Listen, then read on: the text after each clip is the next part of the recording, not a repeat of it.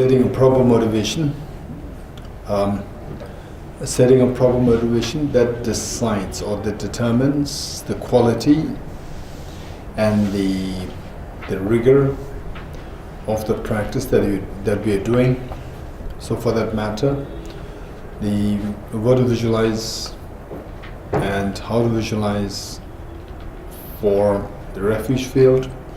Visualize the Buddha Shakyamuni, the enlightened being, His Holiness the Dalai Lama, all the enlightened beings that you can think of in your mind as the source of inspiration for you, in front of you.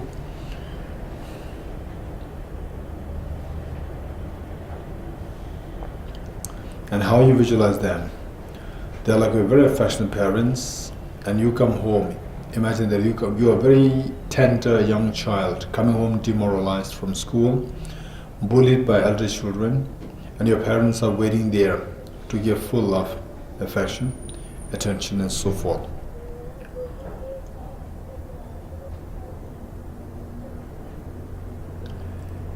Next is the Bodhicitta field,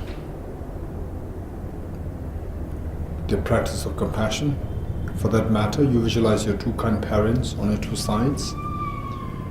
Even though some of you might have difficulty with your parents, it doesn't matter. So what we are doing here is trying to transcend the ordinary people's thinking.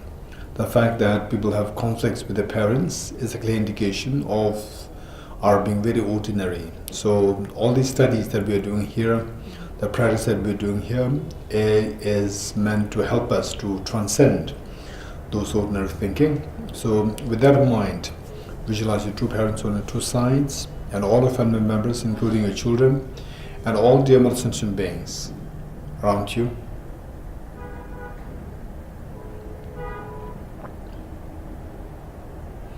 And number 3, the purpose of this practice. The purpose of this practice is to discover the ultimate source of happiness that exists within each one of us. Say like a gold, when mixed with the soil in the ore form, in the gold ore, in the form of the gold ore, you don't see the gold glowing there. It's just a soil, ordinary soil. But in the eyes of the experts, this is not ordinary soil. There's a gold in there. So for the ordinary beings, how can we know that there's a gold there?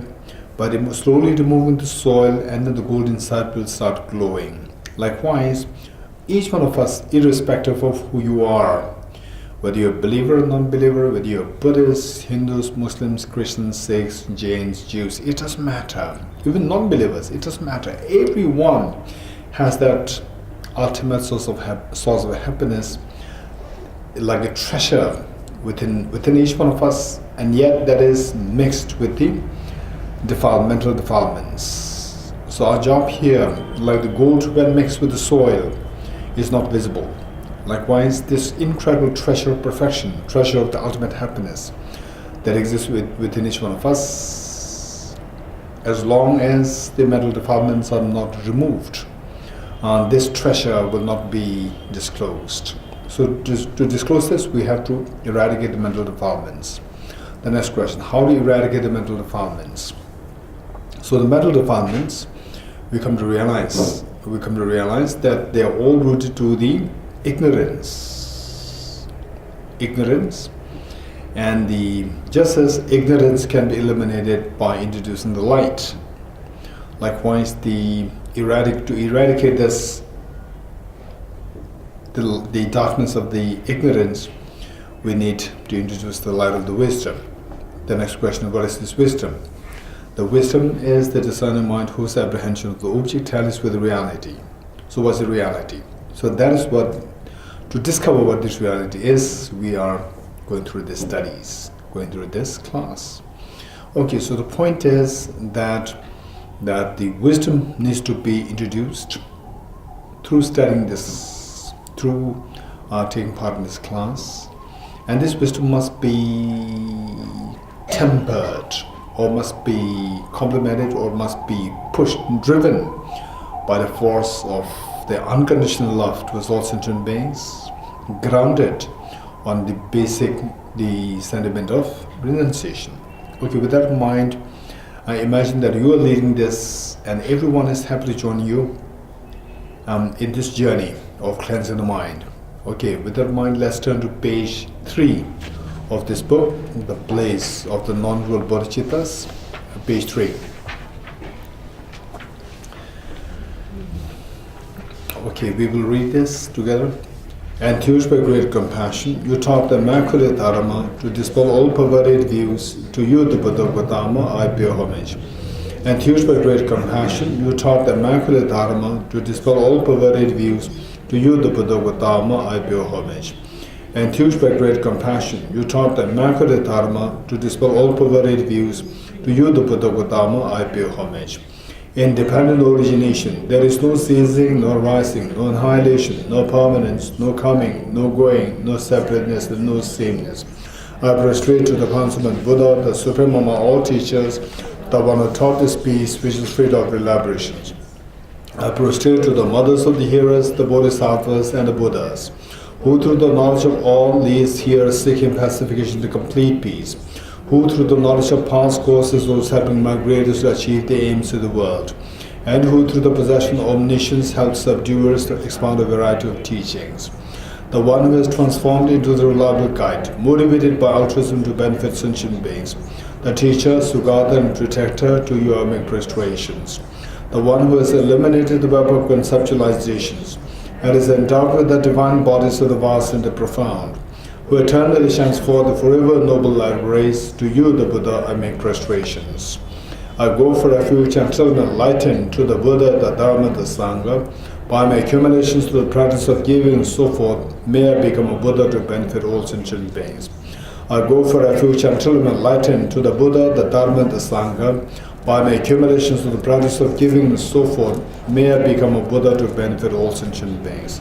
I go for refuge until I'm enlightened to the Buddha, the Dharma, the Sangha. By my accumulations to the practice of giving and so forth, may I become a Buddha to benefit all sentient beings.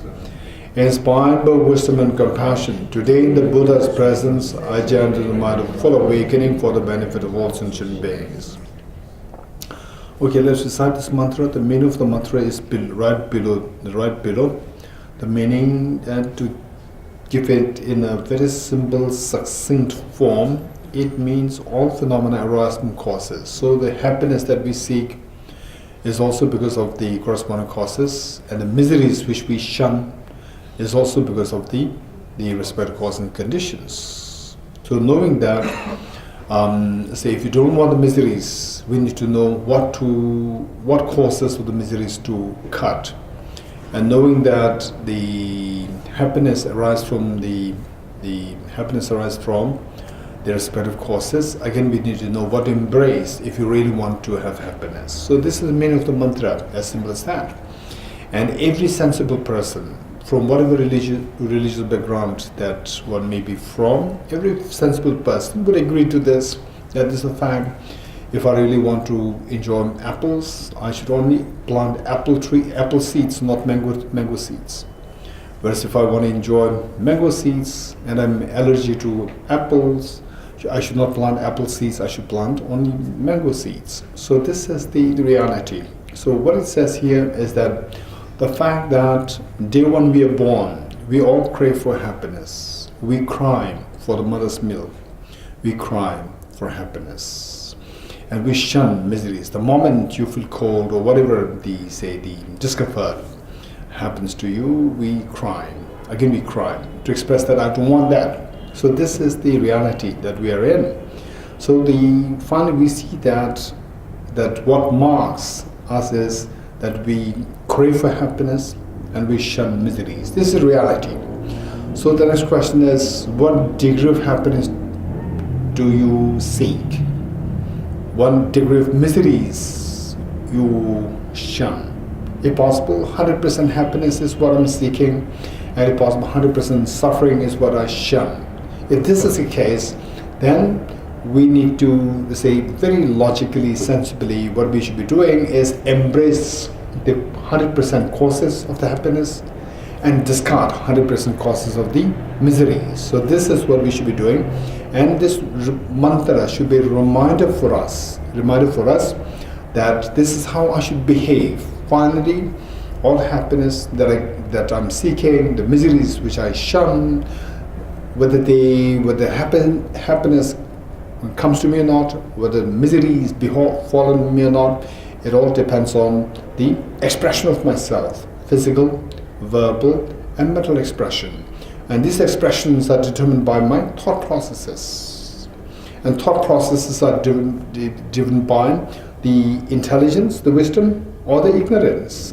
So we see that this is how the process. So finally, how to control, how to get rid of the ignorance and embrace the wisdom, so that the thought processes are very positive, so which will lead to the very positive physical, verbal, and mental actions. And these three actions, they make sure that your happiness is guaranteed and your miseries are rid of. So this is the what is the essence of this mantra. So with this mind, and this mantra is so precious, and everybody can say this mantra, and it's an incredible great reminder for us that every day I should be well, I should be good, I should not harm others. If possible, I should help others, if at least not harm others. So this should be a reminder of this mantra. With that in mind, let's recite this mantra together 3 times.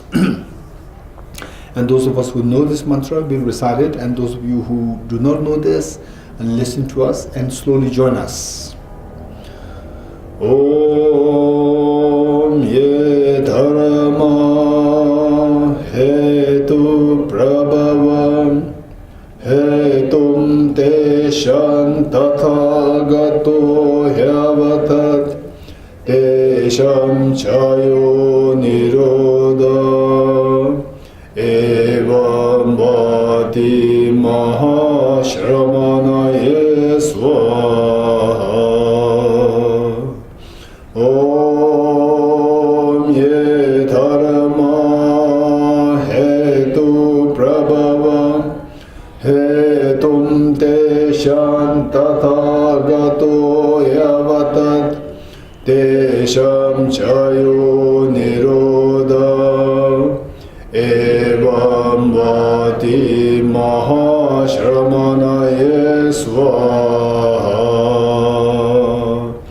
Om ye dharma hetu prabhavam hetum teshan tathagato yavatat tesham chayo nirodha evam vati mahashramanaye swaha. All phenomena arise from causes. The causes are taught by the Tathagata. The cessation of the causes as well is taught by the great seer. The next, page 6. Okay, the next one, page 6, the first stanza. This is again a very precious stanza. So this, the Buddha said, when the Buddha was requested to return the will of Dharma, in other words, when the Buddha, after becoming enlightened, then he just sat in meditation for 49 days without giving any teachings.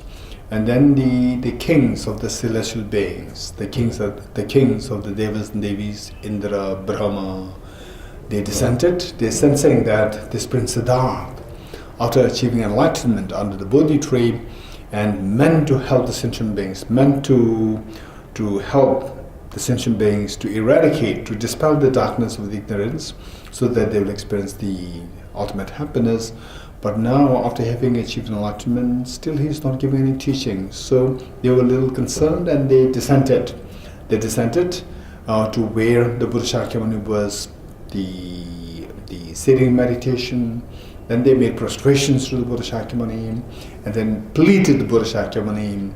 So Prince Siddhartha, you become the Gautama, the Buddha now.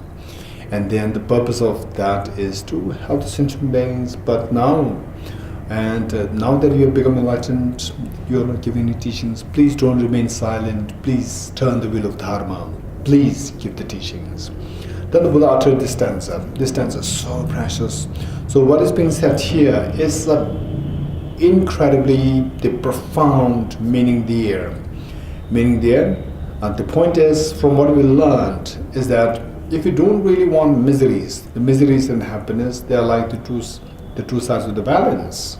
So when the miseries slowly go down, happiness automatically shoots up. And the way where the miseries, the side of the balance of the miseries, it goes down to zero, the happiness, the side of the balance, will go up to the maximum, 100%. And yet, to make the miseries go down to zero and to make the happiness the 100%, the miseries, knowing that the miseries arise from their respective causes, and the ultimate cause is the ignorance. And ignorance, there are so many layers of ignorance. We need to unfold what these layers of the ignorances are, and on that basis try to eradicate the ignorance. So now the ignorance, to eradicate the ignorance, what we learned earlier is that ignorance is like darkness. In dark, we don't see what is around you, and then you have so much of fear, you can bang against the wall. So all these are the consequences of your being in the middle of the darkness. So to eradicate the darkness, to eradicate the problems because of the darkness, you have to eradicate the darkness. To eradicate the darkness, it is only through lighting the lamp, introducing the lamp, that this darkness can be eradicated. And to introduce this lamp, the light, just as this light is required to be introduced in order to dispel the darkness, likewise to eliminate the darkness of the ignorance, which is at the root of all the miseries, it is only through introducing the light of the wisdom. So the question arises, what is this light of the wisdom? So light of the wisdom is a wisdom. Wisdom, by the very definition, is a discerning mind whose apprehension of the object tallies with the reality. That what you apprehend and the reality should tally, that is the wisdom. And what you apprehend and the object is the opposite, which means it's ignorance. It doesn't tally with the reality. So the wisdom is the one whose apprehension of the object tallies with the reality. For that matter, we need to know what the reality is. So the reality, of course, it has so many layers. Just as the wisdom has so many layers, the reality which the wisdom should be knowing as well has so many layers, And the final layer, elimination of the final layer of the reality, unfolding which will make you have the wisdom culminated in its final form and will allow you to eradicate the subtleties of the ignorance, and that will allow you to be fully awakened. Okay, so for that matter, we need to know what is the subtlest reality. So at this point, the first stanza, page 6. So this is the stanza which the Prince Siddhartha, after becoming enlightened, he was indicating as to what this ultimate reality is. It is so profound. It's so profound. And if you experience this ultimate reality, instantly you could feel the peace, because the darkness and ignorance is eliminated. And then that experience of the ultimate reality is elaboration free, meaning that it is devoid of the fabrications, it is devoid of any elaborations. It is so in very simple, naked, very beautiful form, and full of the manner of the clear light and non-composite. Okay, so this is what he discovered.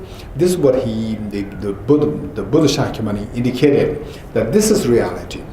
And this reality, because it is so subtle, he could hardly find anyone who can fathom this depth of this reality. And it's for this reason that he said that I would rather retire into the woods in silence. And then the Indra and Brahma, they made more prostrations, they made more requests and beseeched the Buddha, please don't remain silent, please turn the wheel of Dharma. And then the Buddha started to give the teachings. Okay, so the purpose is to tell the people that to get out of samsara is not an easy task. Because to get out of samsara, we need to get out of the ignorance which binds us in samsara. To get out of ignorance, we need to cultivate the wisdom. And the wisdom, there are so many layers, of which the subtlest one is the one that you have to be able to embrace. And for the subtlest wisdom, we need to unfold the subtlest of the reality. And the subtle reality is very profound, that we can't really get it through in a simple, easy way. For that, we really need concerted effort. We need to exert, put effort, and enthusiasm must be there, and the passion must be there, and the readiness, wanting to realizing the misery of samsara and wanting to get out of samsara must be very intense in the mind. Only then we will feel the weight and the value of this wisdom. Once you feel the weight of this wisdom, then you feel like embracing it. Just as like say, only when one realizes that one is suffering from tuberculosis, then the tuberculosis medicines become very valuable. Otherwise, what is tuberculosis medicine? Just get it. It's just take it away from me. It's totally irrelevant to you. Whereas the moment you realize that you are really suffering from this, suffering from tuberculosis, and the only medication possible that can free you from this problem is this medicine, then you will really treasure this. Likewise, say people may be taking things so lightly, oh, the wisdom, okay, there are so many of the teachings available, you may take it so lightly. So the Buddha is saying, no, the wisdom, there are so many layers of wisdom, and it requires the subtleness of the wisdom, for which we require to discover the subtleness of the reality. Okay, so let's read this stanza 6, page 6. Stanza 1. Profound, peaceful, elaboration free, clear light and non-composite. Such is the nectar like dharma I've discovered. Finding no one to fathom this teaching, in silence I'll retry into the words. Beyond utterance, thought and expression is the perfection of wisdom, which is unborn, unseized, and with the nature of space, is the object of apprehension of self-realized wisdom. To you, the mother of the Buddhas of the 3 times are the obeisance. The Guru is the Buddha, the Guru is the Dharma, likewise the Guru is the Sangha. The Guru is the source of all. I go for refuge in the Guru. By the sound of the vibrant drum of Dharma, please liberate all pains, miseries. I beseech you to kindly remain and give teachings until the end of expanse of billions of aeons. The Buddha does not wash the negativities of beings, nor does he remove their miseries by his hands. His spiritual realizations are not transferred to them. It is by teaching the truth of suchness that beings are liberated. With folded hands, I beseech the Buddhas of all directions to shine the light of Dharma for all bewildered miseries glow. If you are attached to this life, you are not a spiritual practitioner. If you are attached to samsara, you have no renunciation. If you are attached to your own self-interest, you have no bodhicitta. If there is grasping, you do not have the view. Okay, let us turn to page Heart Sutra Mantra. Now, page 31. Page 31, Heart Sutra Mantra. Okay, as to again the same thing, this mantra is so precious. The meaning is the Tiyatha Om Gade Gade Paragate Parasagade Pursa. Tiyatha means here is thus, here is thus. Om, symbol, Om, this syllable Om is common to Buddhism, Hinduism, Jainism, Sikhism. This is common to all these traditions. So this, the syllable Om is constituted of 3 letters, A, U, Ma. And these three letters, they symbolize your body, space and mind. And the body, space, mind of us are defiled body, space, mind, and also the body, space, mind of the enlightened beings. So when this mantra is recited, we should be mindful that, okay, now I should be transforming this defiled body, space and mind into the pure body, space and mind. This is my goal. This is my goal. So what I seek is 100% happiness. And this 100% happiness is only if that I'm able to get rid of the miseries. And the miseries, to get rid of the miseries, I need to get rid of the contaminated physical, verbal and mental actions. And contaminated physical, verbal, mental actions, they come from the contaminated thought processes. To eradicate the contaminated thought processes, I need to eradicate the ignorance inside. Okay, so now Tyartha Om Gate Gate Paragate Parasamgate Bodhiswa. So Gate Gate means go, go. Paragate, go beyond. Parasamgate, go utterly beyond. And Bodhiswaha, establish an enlightenment. So it says that go, go, go beyond, go utterly beyond, and establish your enlightenment. Meaning that I will undertake a journey. Go means to undertake a journey. It's not an external journey, it is an internal journey. Journey of the mind, journey of the cleansing the mind, journey where the beginning of the journey is the journey, the state where we are just amidst the defilements, mental defects, mental limitations, mental defilements.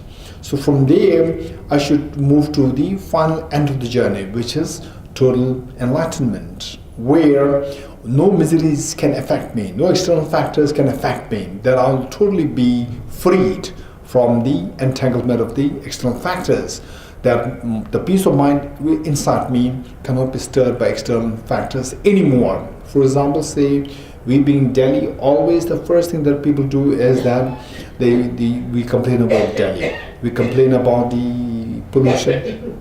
We complain about the heat. We complain about the winters cold. Okay, so these are the complaints. And then we also complain about the traffic and so forth.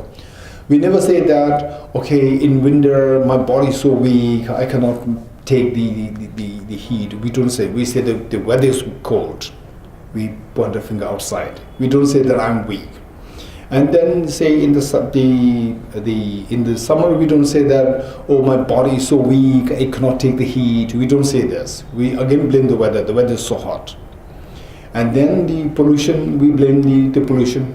We don't say that my lungs are so weak, I cannot take this pollution. We don't say this. We say that there's a pollution in the air. There is worse pollution. I want to run away from this. So this complaint that we always make.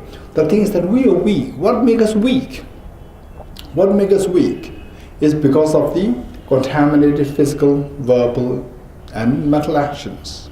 So this weakness clearly tells us that I am so weak, I'm easily affected by external factors. And what makes us to attract the external factors to affect us is because of the ignorance inside. Because of this ignorance, attachment, anger, and ignorance. So these two things, they drive our physical, verbal, and mental actions to engage in a negative way. So that attracts to make our body so weak. So when the body is weak, then external factors can easily affect us. So now the point is how to get rid of this, how to make a body strong, that our body is not weak anymore, is by eradicating the final cause. Final cause is the ignorance. Okay, so this journey, Gate Paragate Parasamgate Bodhiswaha, this is the journey of cleansing the mind of the ignorance, of the mental defilements. So eventually, like the sound of a clap, sound of a clap. So this sound of a clap, which is analogous to the miseries, sound of a clap, should necessarily come into being by the combination of the two hands. One hand symbolizing external factors, other hand symbolizing the internal factors. So, no doubt, external factors are responsible for your miseries. The sound invariably arises when the external factor and the internal factor meet. So, the external factor is responsible. Likewise, it is not just the external factor, there is also the internal factor is involved there. So, of the two, external factors is innumerable in number. And thinking of eradicating all the external factors is totally unrealistic. Even the external factors which are supposed to be helping us, even they can turn into the harmful factors. For example, say when you are by yourself, you say that I'm lonely, and when you're with other people, you say that I have no privacy. Right? So this is the reality. External factors, if there's A, you have a problem. If there's non-A, there's a problem. So this is how the external factors is impossible that we can get rid of all the external factors. On top of that, the number of the external factors innumerable, and our lifespan is too short. Now, to be very realistic, of the two, although the external factors innumerable in number, but internal factor, if you can get rid of the internal factor, pull down the other hand, then however the forceful, the ferocious external factors are, the sound stops. Without the internal factor, then the sound does not rise. Finally, you are not disturbed by the external factors, you are disturbed by the sound. So as long as you can stop the sound, that is the purpose. And the sound can be stopped not necessarily by stopping the external factors. You stop the internal factor and the external factor, even though the external factor is there, but the sound stops. So for example, all the enlightened beings, for example, I say the Buddha, Mahavir, then Krishna, then all these, the Guru Nanak Ji, and the enlightenment Prophet Muhammad, we see that all these Jesus Christ, all these enlightened beings, what happened is that they appear on this earth, but external factors, they could not remove them. What they removed was, they removed the internal factor, because of which they are not affected by external factors. For them, this suffering means nothing. For them, right? For them, suffering cannot affect them. So the point is that this journey is a journey not to remove the external factors. It's a journey of cleansing the internal factors. What is that internal factor? We see that there are primarily two. One is the ignorance, and the other is the self-centered attitude. Self-centered attitude and the self-grasping ignorance. So these are the two factors, internal factors. If you can eradicate these two somehow, self-grasping ignorance by igniting the substance of the wisdom, self-centered attitude by embracing all of the sentient beings unconditionally. So when these two things happen, you have accomplished your final journey. Gade, Gade, Para, Gade, Para, Samgade, Bodhisattva. So this is the meaning of this mantra. So with this mind, imagine that the Buddha Shakyamuni, all the enlightened beings, they're encouraging you, don't remain in the fears of samsara. Come out of samsara, come out of the pains of samsara.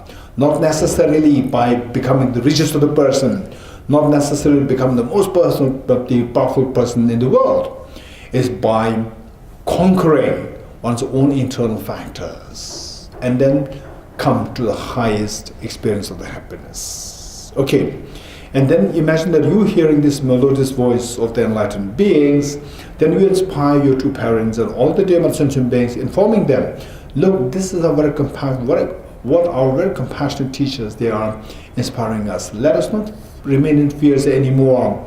Let us not remain in this samsara anymore. Let us all go towards the ultimate state of happiness by discovering this ultimate source of happiness that exists within each one of us. And then everyone so happily joins you in this journey. So with that in mind, and this great opportunity for us, say you have your parents, and then some of the parents might have already left the world. It doesn't matter. Just bring them in your visualization and imagine that they are all joining us. They're all joining us, and you are given the opportunity for all of them to be a part of this journey and to proceed towards the ultimate happiness. Okay, with that mind, let's say this 7 times together.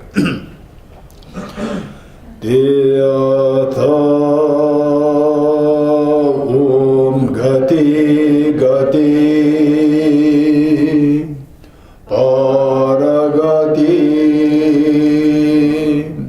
Parasamgati Bodhi Swaha Tyata Om Gati Gati Paragati Parasamgati Bodhi Swaha Tyata Om Gati Gati Paragati Parasamgati Bodhi Swaha Tyata Om Gati Gati Paragati Parasamgati Bodhi Swaha Tyata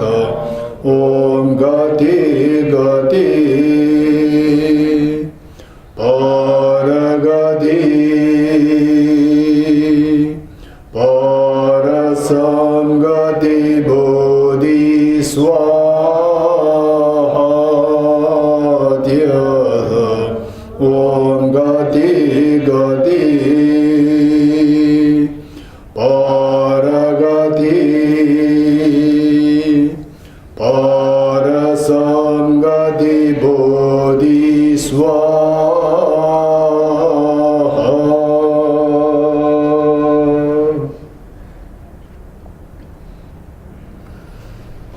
Okay. So this class is a continuation of the earlier the classes, a song of the path to enlightenment. We are, I think, on page 181. Page 181 is a continuation. This class we started since long time ago. Page 181.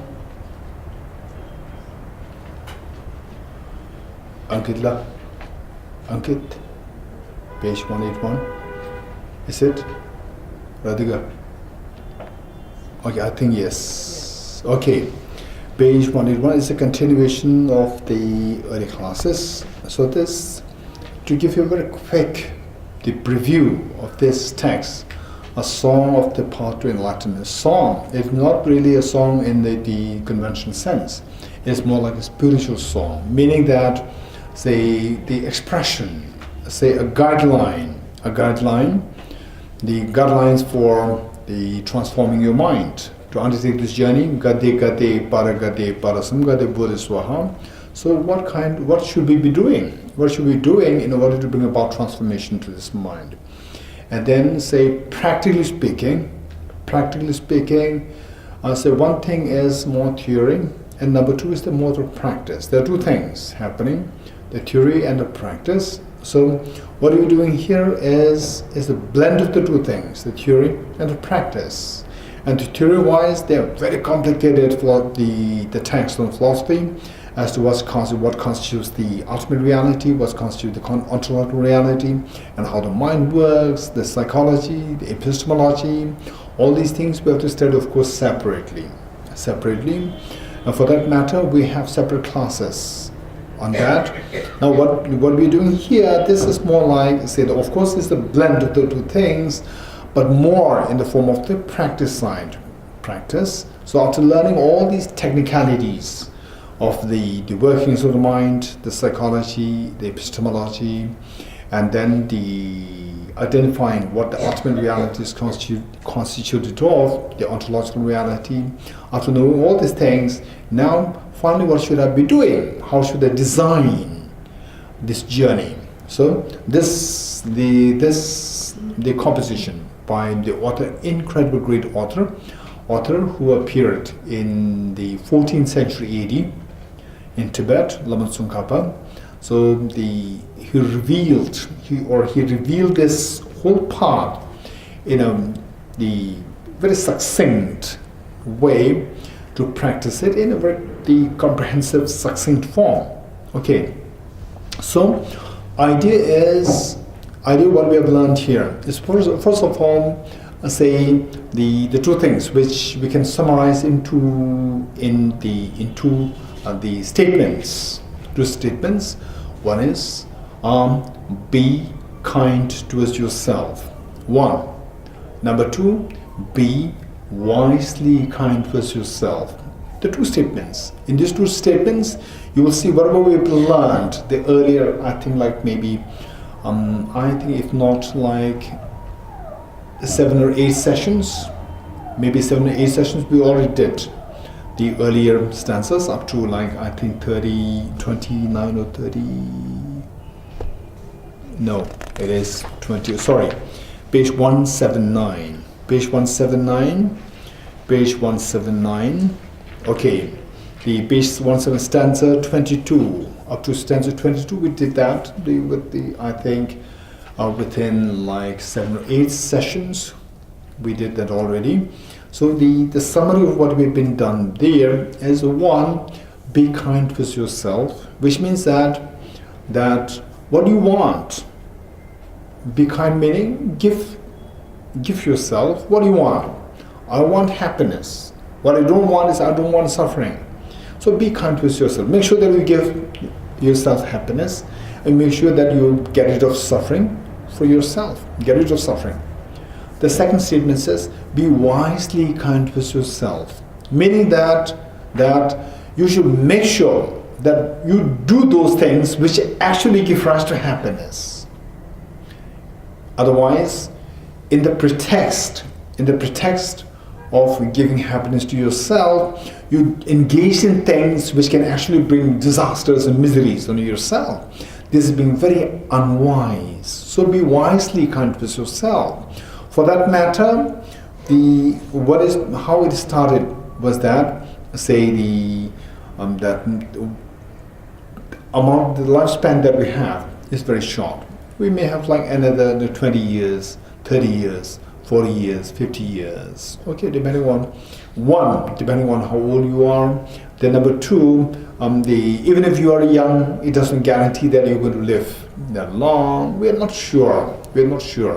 Okay, so we make sure that this life is used very meaningfully and very, say, rigorously, not just to let it go waste. Number one, because this life, this human birth, has a capacity to accomplish the wonders, to get rid of the internal factors, and thereby you will see that the Buddha nature, or the ultimate, the source of happiness within us. So oftentimes we have a misleading conception. Buddha, we assign this, we attach this with the Buddhism. That is wrong. Buddha simply means awakened one. It is not necessary that only if you follow Buddhism then you will be awakened. This is not true. Anybody who resorts to the wisdom, anybody who resorts to this unconditional love, anybody who resorts to these 2 points can have the capacity to be awakened fully. So anyone who is awakened, you are referred to as the Buddha. This is the Sanskrit word. In English word, it means awakened one. Anybody can be awakened. Okay, so with this in mind, this precious human birth has this tremendous capacity to make yourself awakened by undertaking this journey. Gade, Paragade, Parasambade, Bodhiswaha. Okay, so for that matter, we come to realize what we have learned is that say the goal. There are 3 goals. There are 3 goals in terms of your sophistication in thought, in your thought processes. For example, the small children, when they see that in the school, the senior most student finishes class 12, not they graduated, so their aspiration is to finish class 12. So this one goal. Once you get plunged into the college, then your goal is, okay, I should give a clean completion to my graduation, number 2. And then number 3 would be, then you see that those people who are already graduated and going into the masters, MPhil, PhD, okay, I must do my PhD program. Okay, so we see that 3, just as in the mundane university system, we see that there are like 3 goals. Of course, we can think of more goals, it's fine. But depending on the level of your maturation, there are 3 goals. One, the goal when you are in the initial phase of the maturation. Then the second goal when you are more mature, and third goal when you become very matured. 3 goals. One is what? One is to make sure that while you are in samsara, before of getting freed from suffering, while you're in samsara, that you are happy. In other words, the higher states, or the happy state of existence while we are in samsara. Number 1. Number 2 is total freedom from suffering for yourself. Total freedom from suffering yourself, where, for example, even if you take birth as not as animals, not as the hungry ghouls, hell beings, and so forth, you take birth as a human being. Even as a human being, there are problems: sickness, aging, death, and so forth. These problems are there. And then, taking birth as a human being, and the next life, you're not too sure whether it's going to be guaranteed that you're going to take birth as a human being all the time. It's not guaranteed. Anytime you can lapse anytime.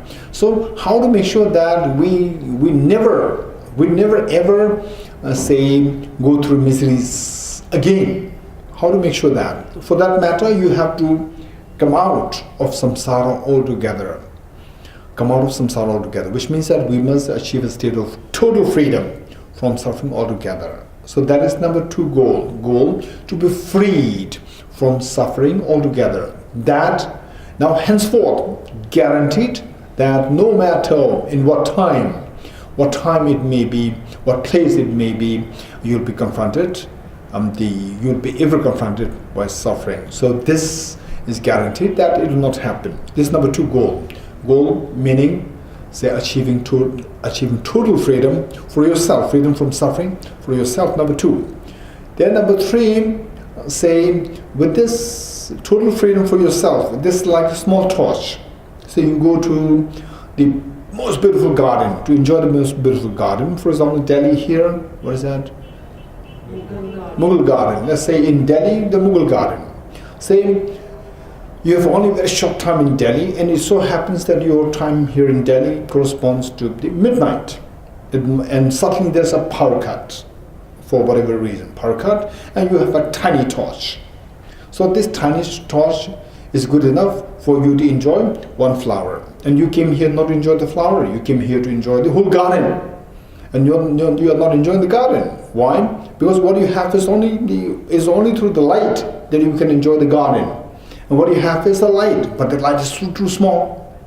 It just illuminates one flower, and one flower is not a garden, and you came here to enjoy the whole garden. So now what should we do? If you really want to enjoy the garden, then you have to wait for the sun to come. Only with the sun, then you can enjoy the whole garden, beautiful garden. Likewise, say the torch is like the light of the wisdom.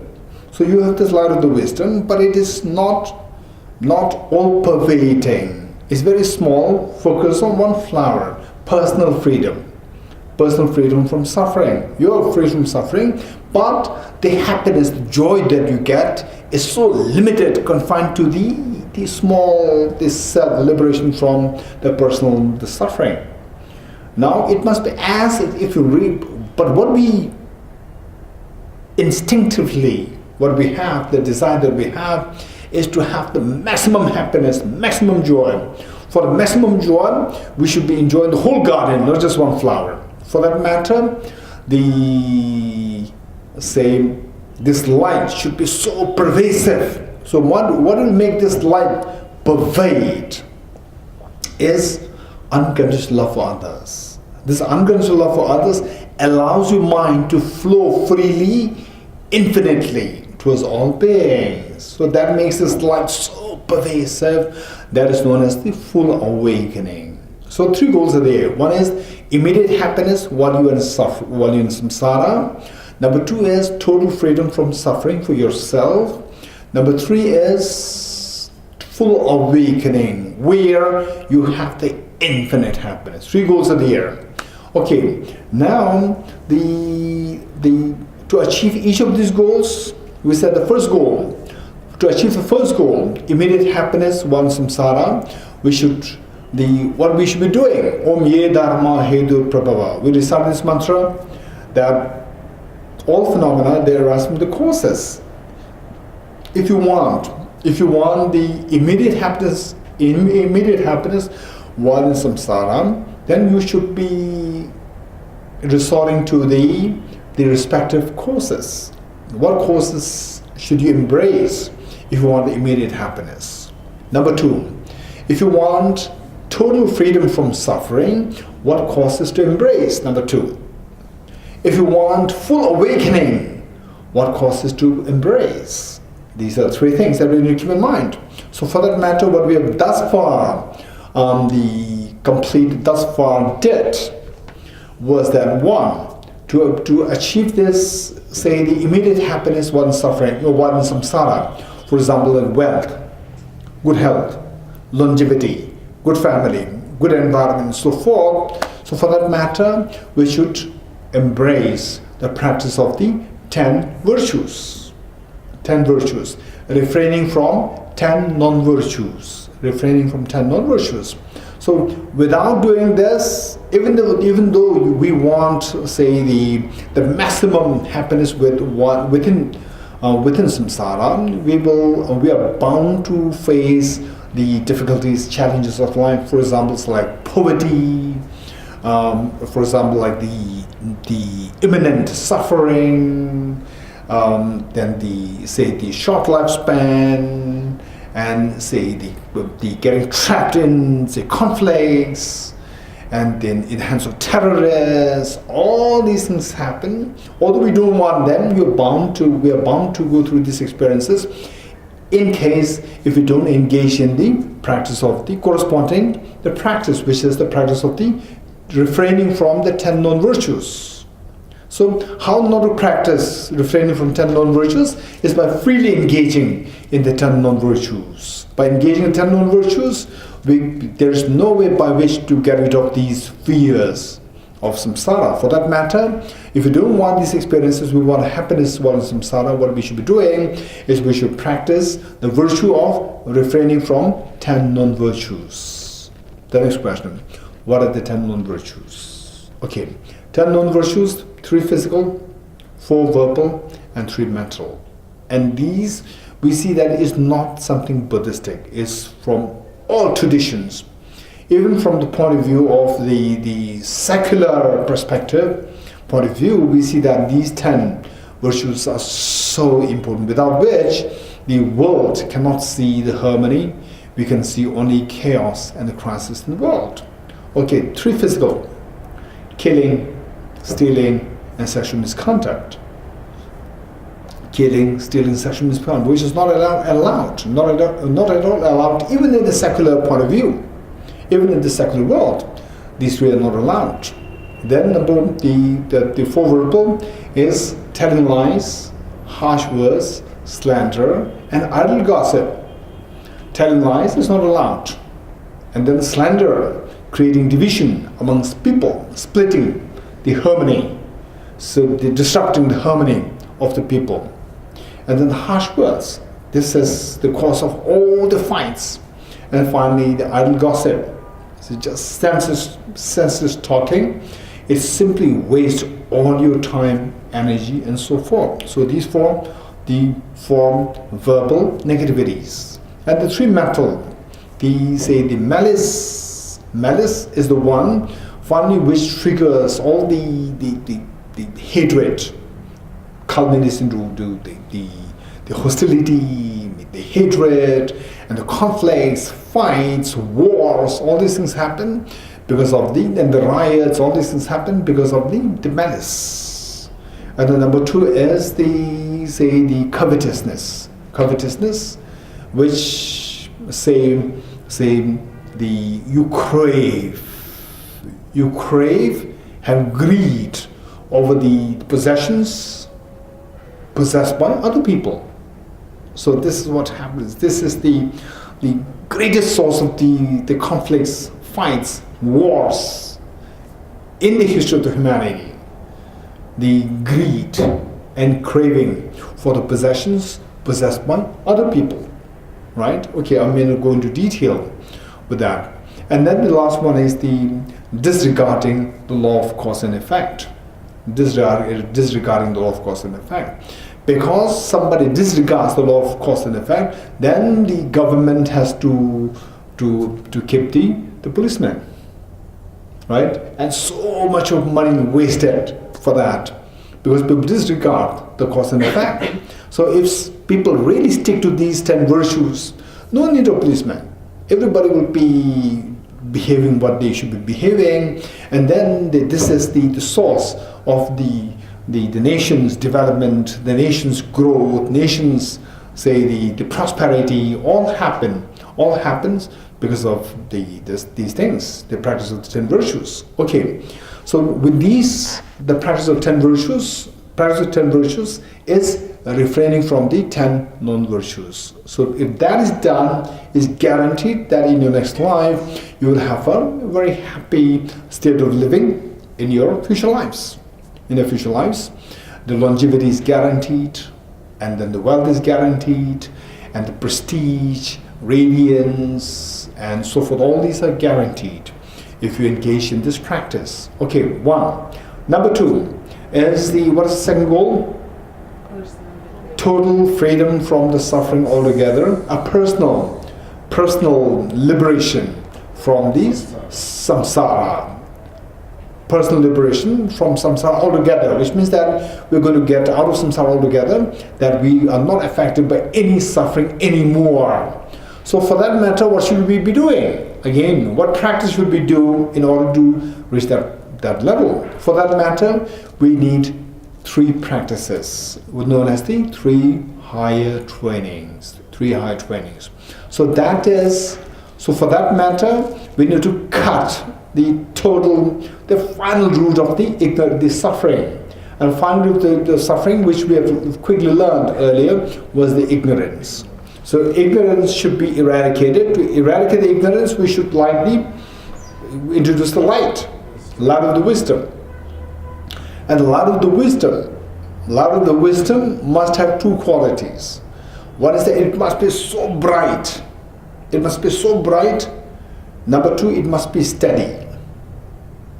It can be so bright, but if it is flickery, it does not serve the purpose of the light. You cannot read the books when it is flickery. It's so disturbing. So without the light, even if the state is so, say, the peaceful, and the wind blowing, is so conducive for the steadiness, but if there is no light, then you cannot read. Again, the darkness is not removed. So, to remove the darkness, we should introduce a very bright light. And that the bright light should be very steady. It should have two qualities. So now, to eliminate the miseries altogether, we need to eliminate the ignorance altogether. To eliminate ignorance altogether, we need to introduce the brightest of the light and the most steady light too. Okay, the brightest of the light is metaphor for the brightest of the wisdom to see the reality. Right? Okay, what is that wisdom? To make it very quick, this wisdom, let's say that in dream, you are chased by a ghost. In dream, you are being chased by a ghost.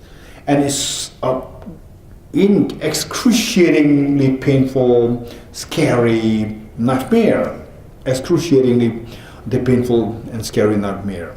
Okay, then what do? You run. You run for your life. The ghost is chasing you, you run for your life. And then oftentimes we fall in the dream. We fall and the ghost doesn't stop. The ghost is almost getting near. Now imagine that the ghost is almost getting near to grab you. What is your emotional state? So much of fear comes in you. Now I'm gone. Now I'm dead. Okay, now I'm gone. So much of fear. Okay. So in this fear, before the ghost actually grab at you, your mother wakes you up. What happens?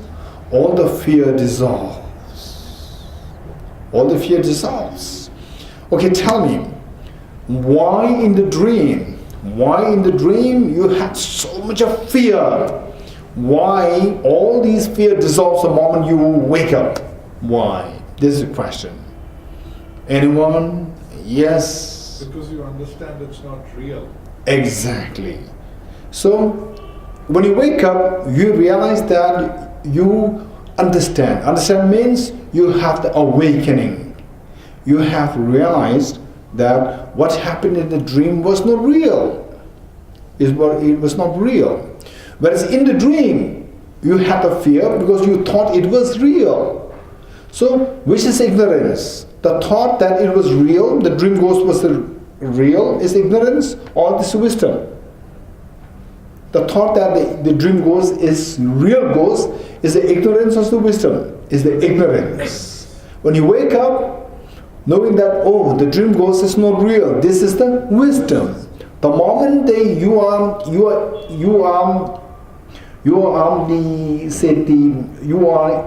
in the grip of the ignorance, there's so much of fear.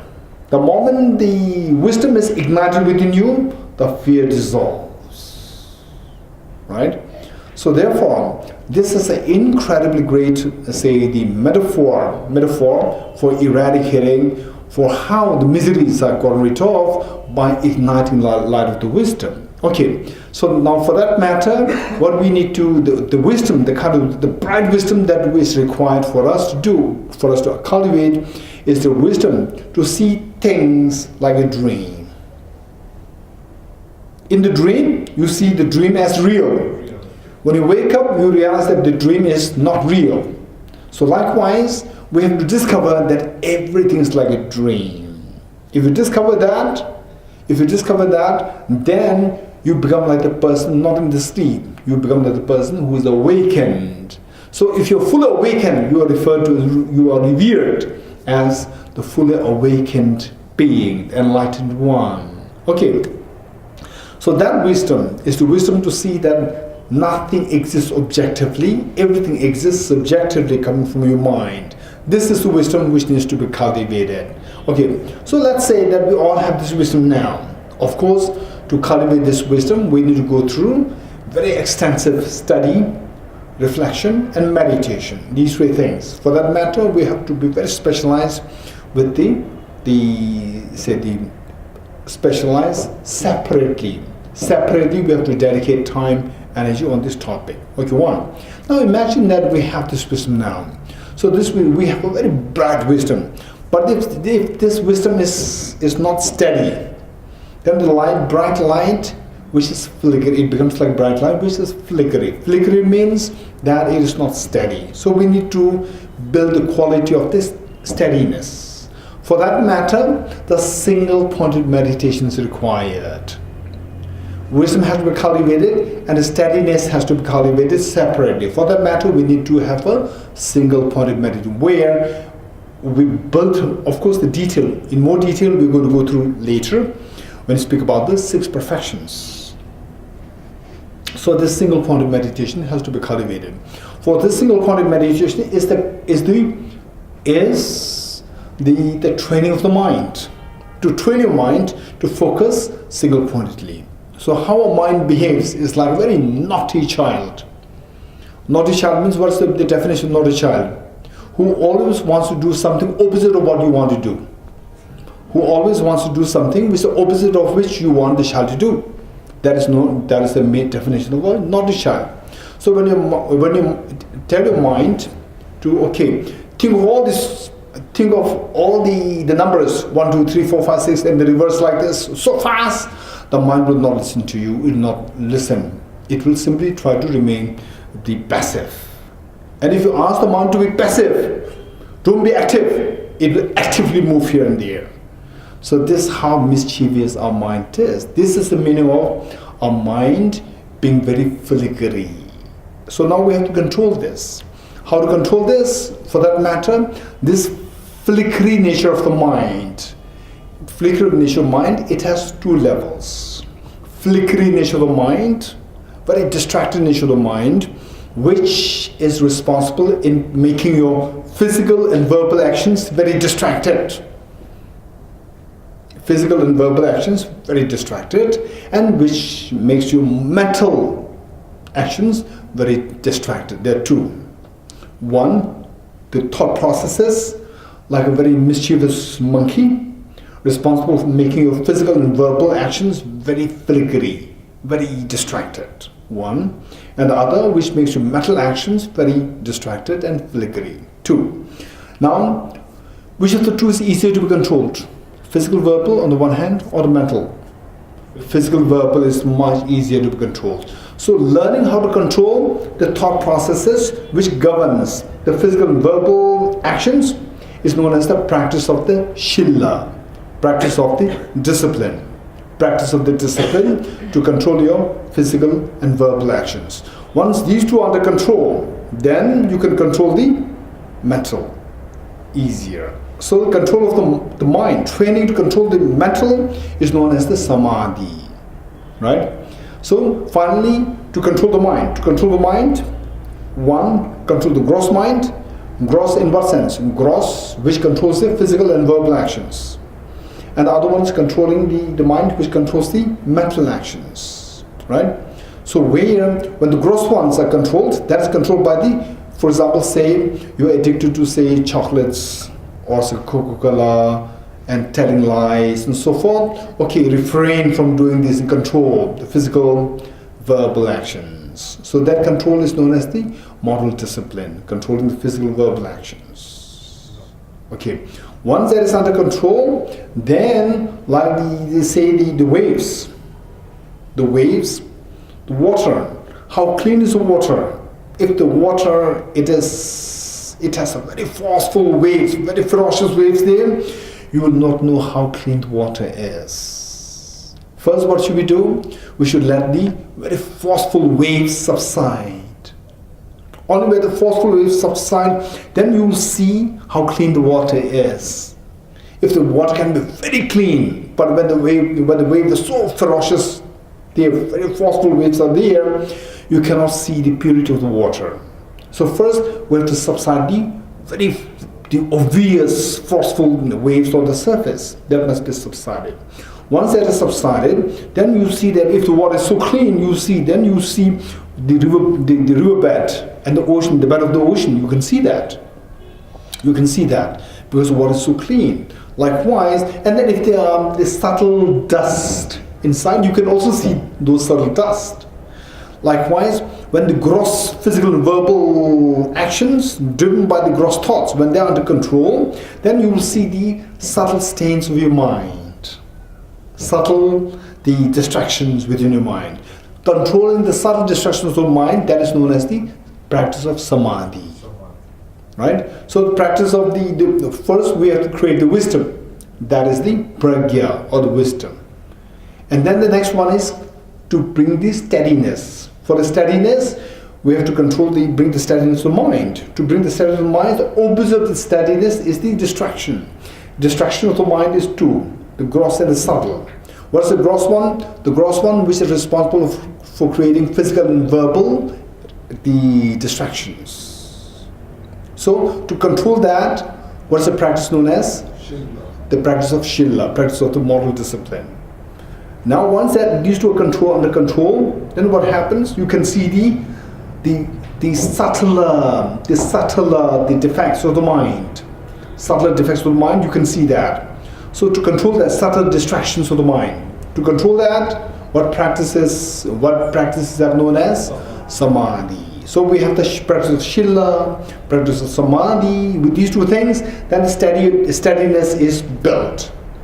Then we have the wisdom, pragya, the brightness, the bright light. So bright light complemented by the steadiness, you will have a very bright, steady light. This bright, steady light is the final remedy to overcome this sadness of the ignorance. Eradicating the sadness of ignorance, it is like cutting the root of the poisonous tree, which gives rise to millions of poisonous leaves. And from the wind blowing from these poisonous leaves, you may have skin rashes. And then, if you are not sensible, we may remove the tree leaves one by one. And then you may be freed from, say in the first place, there are millions of leaves there. And trying to remove these leaves. And then after removal, like the 40, 50, 60 to 100, 200 new leaves already grow there. It's just pointless. And then some of us may try to chop from the top. You may be relieved for the next 1 month. Again, the trees, more leaves will grow out later on. So that is totally pointless. It's just immediate relief. It's not a permanent solution. What's the permanent solution? Cut the root. Cut the root. However millions of poisonous leaves there are growing there, you don't have to do anything. They will all dry automatically. Likewise, cut this ignorance totally. However millions, innumerable miseries that we may be experiencing, they will all dry automatically. They will all disappear automatically. So it is removing the internal factor. Cutting the ignorance is removing the internal factor. Moment the internal factor is removed of the two hands, one hand is removed, then external hands, however forceful, however ferocious, forceful they might be, the sound of the clamp stops, which is analogous to the miseries, stopping the miseries, right? So no matter how forceful the external factors are, if the internal factor is under control, everything is under control. Your miseries stop. So that is the purpose. So this is how to acquire the second goal, the goal of personal liberation from samsara. Number 2. Number 3, the goal. Number 3, the goal is total awakening. Total awakening is to see this wisdom, the light. This light must be made to spread, pervade infinitely, so that you get infinite happiness. How to make it? What makes your mind to flow? For example, if there are 20 people here, what makes your mind to flow? Anger? Anger will push, it will not flow. It will stop you. It will hold your mind back, right? It will create a barrier between you and others. It will not let your mind flow. So what will make your mind flow is only through love and affection, right? And love and affection towards 10 people, it will flow towards 10 people, but not to all. And it flows to 100 people, not all. So we have to acquire skills, methods to be cultivated, so that our mind flows equally to infinite beings. So you have infinite happiness. So this wisdom that you have, you spread it infinitely. So the infinite, say the wisdom, the infinite light comes into being, and no trace of ignorance, no trace of darkness is left there. That is known as the full awakening. For that matter, say one is the wisdom is already cultivated. Now what is required is what makes your mind to flow, to make this wisdom flow. So that flow will happen through cultivating the unconditional love. So they are separate practices. Okay, now with this unconditional love, that may I be fully awakened for the benefit of all sentient beings. With this unconditional love, then what practice should you be doing? What practice with this commitment, after seeing this whole structure?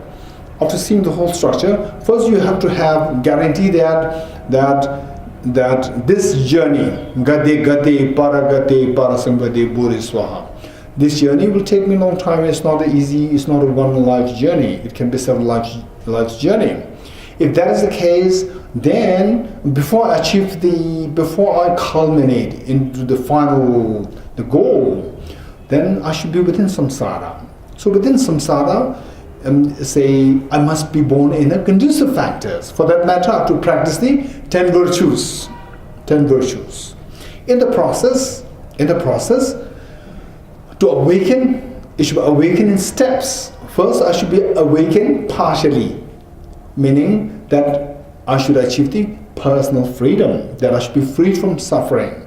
That is the second goal. For that matter, I have to practice the 3 higher trainings: samadhi, the wisdom, shila, samadhi, and the pragya, the 3, right? With these. Then the next point is, now, okay, with this thing, once I achieve this light, the pragya, the samadhi, shila, then I could see that, oh, this is possible, this light is possible. Once you light is possible, I want to get freed from the suffering altogether. I need to get freed from the nightmare altogether, completely. For that matter, I should be awakened fully. If I'm partially awakened, sometimes in your dreams, right? You have a nightmare, and then somehow you distracted yourself, you try to awaken yourself, and then partially you awakened, not fully awakened, right? Not fully awake. And so there you're partially free from the nightmare. Again, you easily slip into the dream, right? So there is because that you are not fully awakened. So we should be fully awakened. Okay, now to become fully awakened, what should I be doing? I should be engaged in the practice of 6 perfections. Okay, so this is the point where we have reached. the perfection, 6 perfections. Okay, 6 perfections quickly. The first one is generosity. Number 2 is the ethics or the moral discipline. Number 3 is patience. Number 4 is joyous effort or enthusiasm. Then number 5 is samadhi, single point of meditation or samadhi. Then number 6 is wisdom. Okay, 6 perfections. These are the 6 things that we should be doing if you really want to be fully awakened, so that no external factors can affect you anymore, right? Say you're born in Delhi, in the worst of the pollution, you are not affected. You have very strong lungs to defend it. And then you are in Delhi in the month of, say, the end of December, January, still you are not affected by the external cold. And then you are in the month of May, June, you are not affected by external factors, the external heat. You're getting it? Okay. So the point is that the point is the practice to be fully awakened. This is what I seek. If I really want to achieve that, then I should practice these 6, known as the 6 perfections. Okay, so first one, generosity. Generosity, okay, in the last time I did go into detail as to why, how these 6 practices are related to, say, the progressively they become, say, more refined, progressively more refined, and progressively we have to develop. This is what we discussed last time. To make it very quick here, okay, there's some new faces here. The first one is generosity. Generosity is to say, first of all, create the basic platform of the love and affection, right? Say, in order to be fully awakened, your mind should flow infinitely, right? Your mind should flow infinitely with infinite love towards unconditional love towards all. So that love to make the mind flow, how does it actually flow is when you engage in practice of generosity.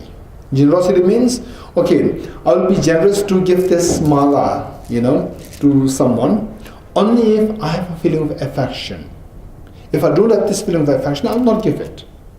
So this feeling of affection, to really let it feel the effect, you engage in practice of generosity.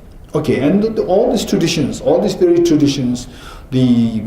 traditions, for example, like the Christianity is amazing. Christianity is amazing with the charity, generosity of the charity, generosity in charity, in the context of charity, in terms of hospital, in terms of the education. It's amazing. And then, say, for example, in Sikhism, in Gurudwara, we have the generosity of the food. It's amazing practice. So all traditions have this one, and then the Hinduism on this word, and some of the holiday word, the festivals, important festivals, anniversaries, they're free. Say the food distribution everywhere is amazing, right? Okay, so that way we see that all the traditions, they offer all this generosity. This is a very beautiful practice, generosity. And generosity, there are 4 kinds. Generosity of the material resources, number 1. Number 2, generosity of the love and affection. Number 3 is generosity of protection. Giving protection to the life of others, number 3. Number 4 is generosity of dharma, right? Okay, 4 generosities. So we see that generosity, I'm not really rich, I have nothing to give. That's not true. Generosity doesn't mean that it's generosity of material resources.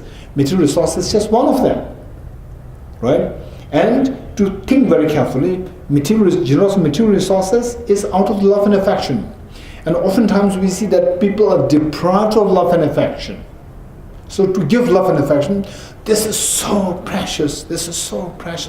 Particularly people who are going through depression, people who are going through loneliness, people who, the young, say the destitute children and the orphans and the people who are not taken care of by anyone else, who are deprived of love and affection, and oftentimes people are so deprived, people are so secluded from the rest of the community that they don't know what love and affection is, and they live in the fear.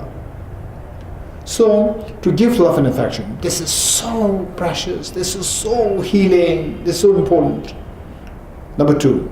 Number three is the protection of, the generosity of protection. Say, those who live in fear of losing life, fear of, fear of losing the health, and so forth. So then, if you can go there to really make sure that the other person is protected. For example, not necessarily human beings, of course. And then, say, the animals, insects, for example, the ants and the mosquitoes, right? Then killing the mosquitoes like this is just the opposite of the generosity of protection, right? So there, of course, we need to take measures to make sure that you are not affected by the mosquito bites, malaria, chikungunya, the dengue, and so forth. Of course, we should make sure that we are well protected from this. At the same time, why do we have to kill them, right? So at least make sure that they don't die. And then we are protected by applying automos, using the mosquito nets, all these things we can do, right? Take the measures and make sure that, say, for example, your house, before you actually have the mosquitoes entering, you put on the good night, mosquito repellents, they put on it before the mosquitoes enter, not let them enter first and then put them and kill them, right? So there are all these careful measures to be taken.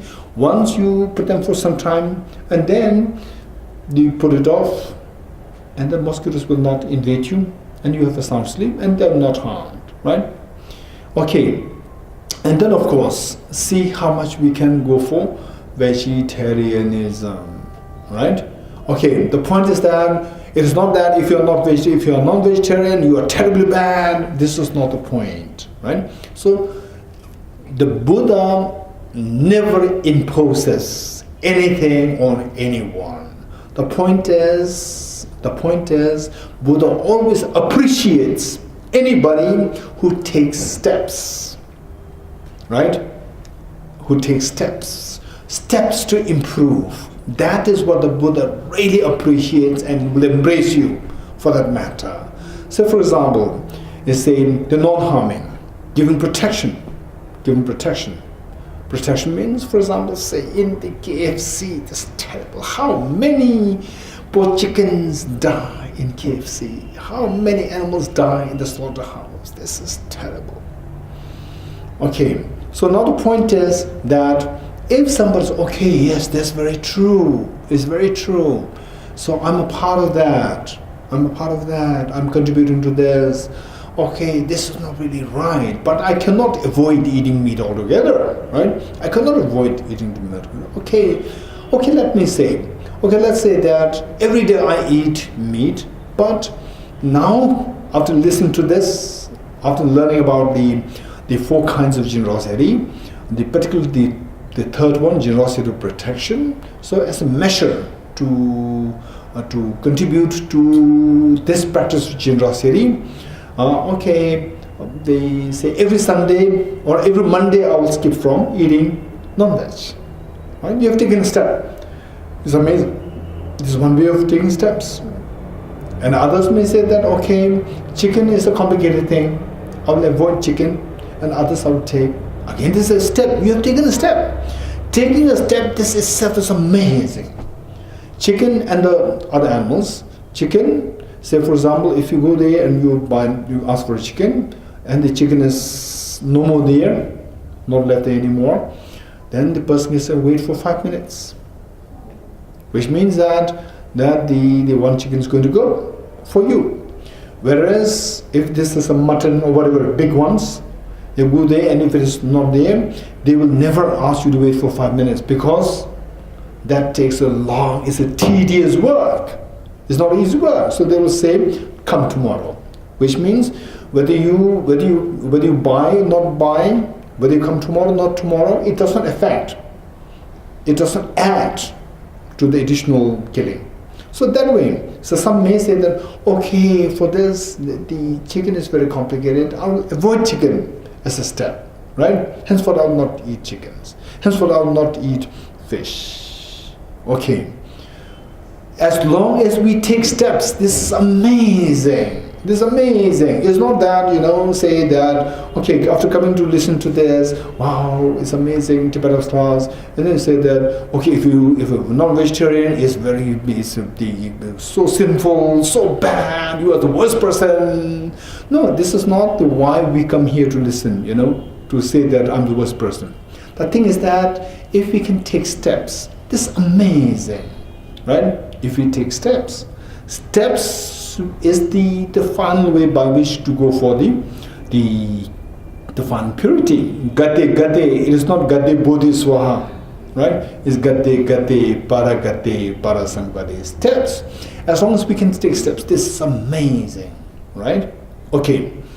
And then some people, they say that, okay, I never buy anything from outside. I never buy any meat. So if I really want to eat meat, then I go into the hotels, I eat it. But whereas in my house, I don't bring in any meat. Again, this is another step. This is amazing.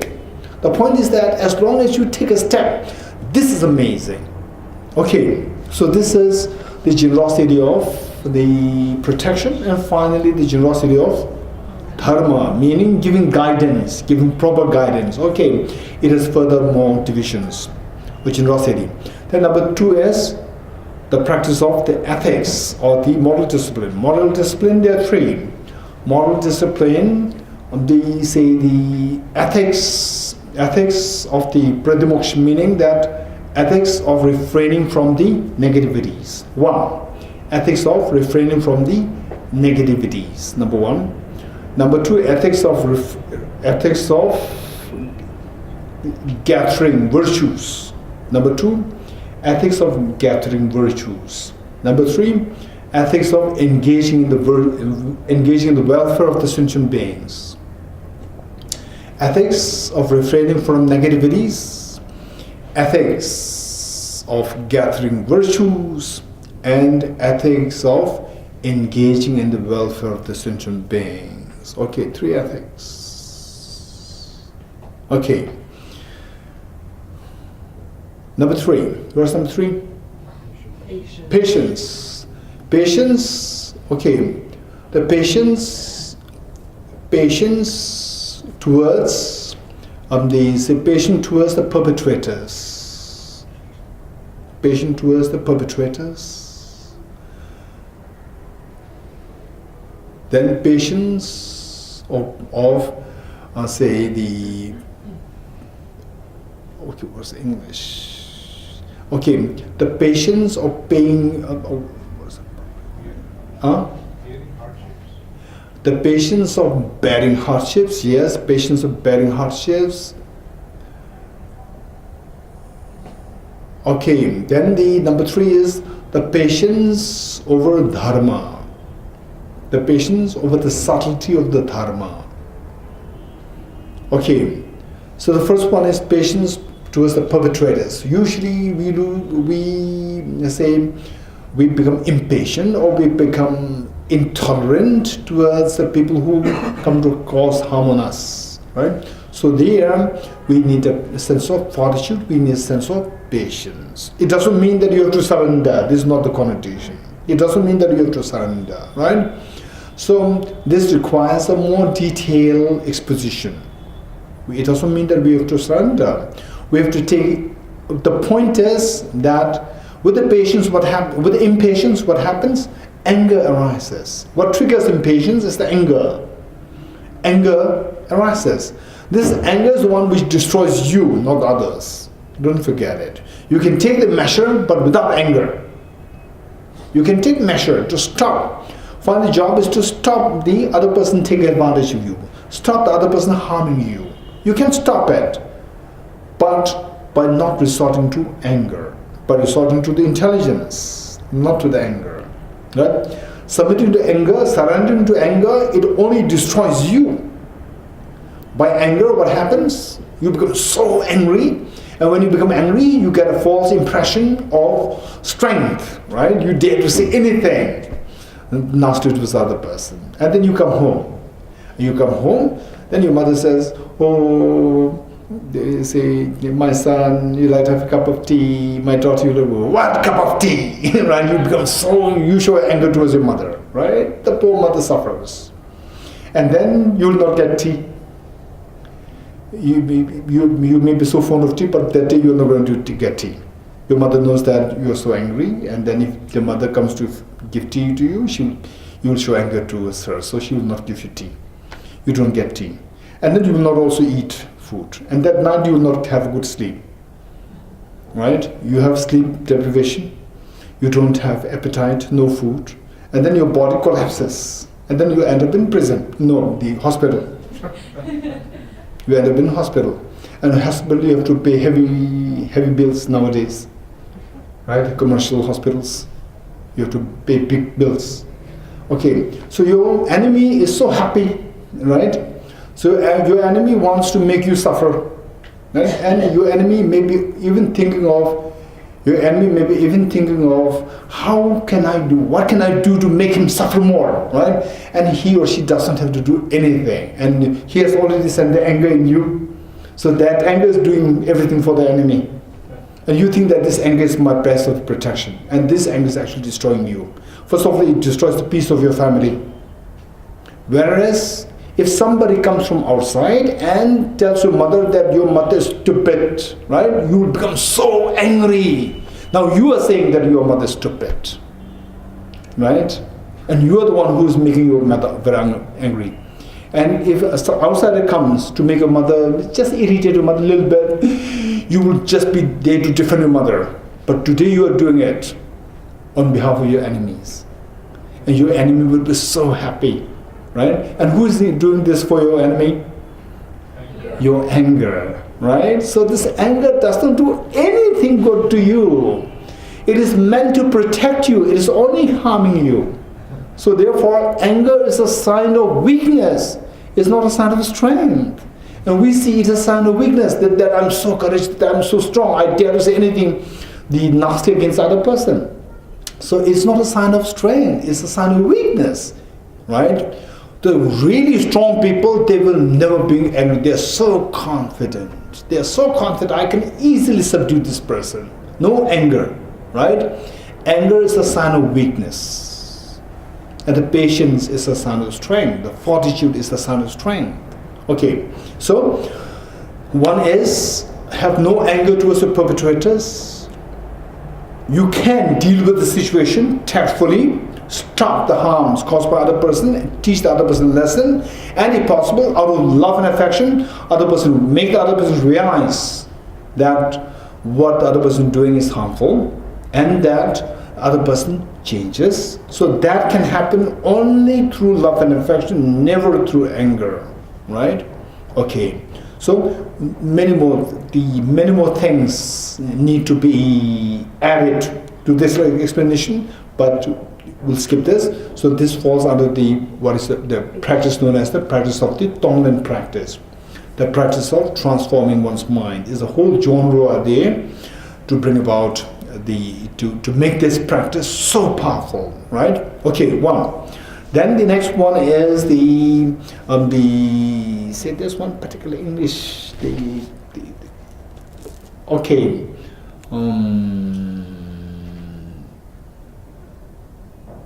Okay, let's say the patience of the heedlessness over the hardships or the difficulties. The patience of the heedlessness.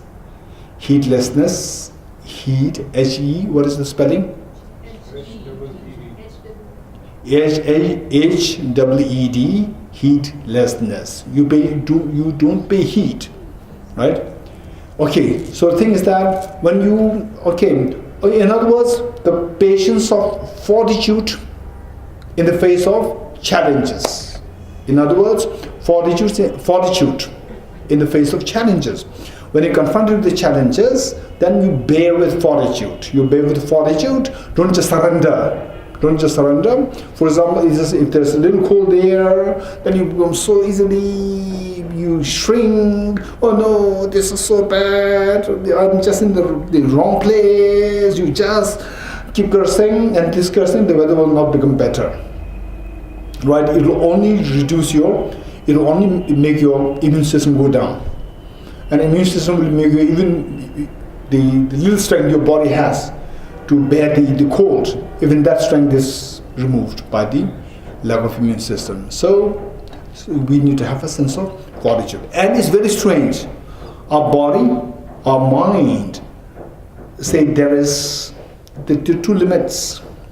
Two limits, say the threshold.